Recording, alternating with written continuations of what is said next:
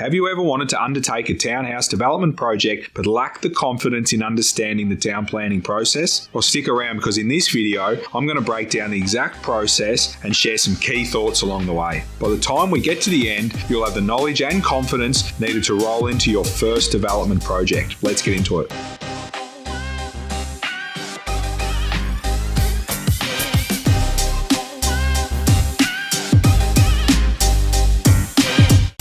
Hey guys, Peter Kelly here from Little Fish Property Developments. We help everyday landowners just like you maximise the value of their land through low-risk development projects. On this channel, we share everything you need to deliver successful projects time and time again. So if you're new around here, make sure that you hit the subscribe button and turn the bell notifications on so you don't miss a thing. Before we get into the nuts and bolts of the town planning process, it's important to note that the level of due diligence we undertake on a site before we acquire it is substantial. Getting the due diligence step right will be critical to ensuring a successful and seamless town planning experience. Ultimately, the due diligence stage will play a big part in whether you move forward or not. It could be over before it even begins. For the purpose of this video, let's assume you've nailed your site selection and you're confident that you'll be able to achieve what you are setting out to. It's time to start the town planning process. Step 1. Engage your land surveyor to undertake both a re-establishment survey and a features and levels survey. These surveys are where the surveyor plots out the existing boundary, land dimensions, and various contours and levels of the land. It's not uncommon for your architect or draftsman to meet the land surveyor on site to guide them through what kind of site-specific detail that they require on the surveys. Engaging these two contractors at the same time and connecting them early on in the process can avoid double handling, missing things, and unnecessary delays. It's your job as the property developer to facilitate the entire process. Engaging all the relevant providers as required and ensure that they are talking to each other if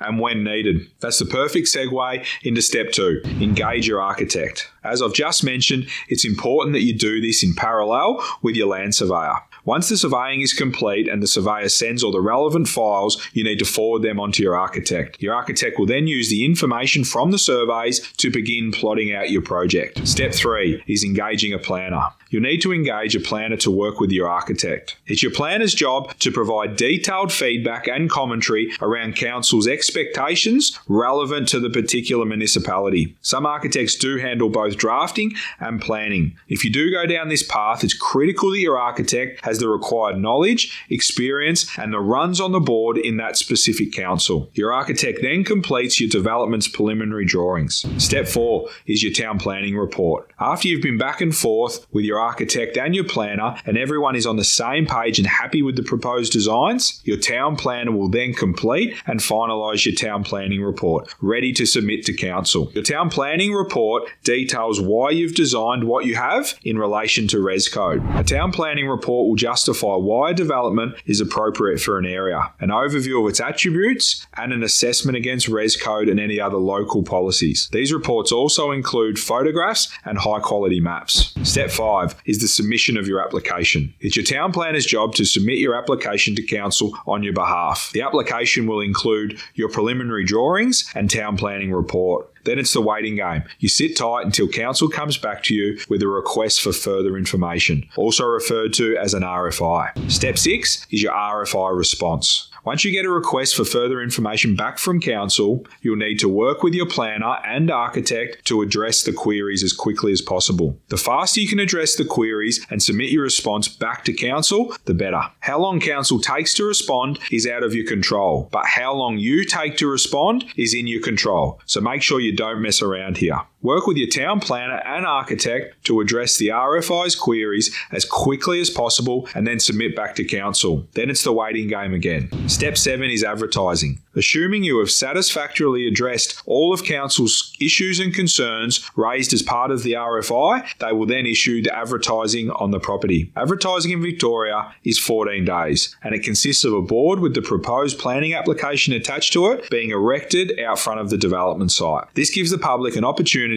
to raise any issues or concerns that they may have with the proposed project. Advertising planning permit applications gives anyone who may be affected the opportunity to view it and raise raise any issues or concerns that they may have with council. After 14 days, your planner will reach out to council and see if they have had any objections. So if there is anyone that is not happy with what you are proposing. From here it goes either one of two ways. You either have objectors or you don't. Let's look at what happens if you do have objectors. First off, council will review the raised issues or objections. From there, they may alter their standpoint if they decide the objector has merit. If they feel the objector has no merit, then they will move forward to a notice of decision. The notice of decision is a notice that goes to the objectors, which gives them 28 days to appeal to VCAT. Ultimately, after 28 days, VCAT will let council know if there have been any appeals. If there hasn't been any appeals lodged at VCAT, council will issue your planning permit. If there has been an appeal, this will trigger a VCAT hearing, something we will cover in another video at another time. So make sure you subscribe to the channel so you don't miss it. Now, if you don't have objectors at council, this will move forward straight to a planning permit. Most planning permits come with conditions, so your architect and town planner will have to work through the conditions and submit back to council to receive your endorsed plans. Once you have your endorsed plans, the planning process is officially complete. The next step will be for your architect to get started on all your working drawings and documentation, such as engineering,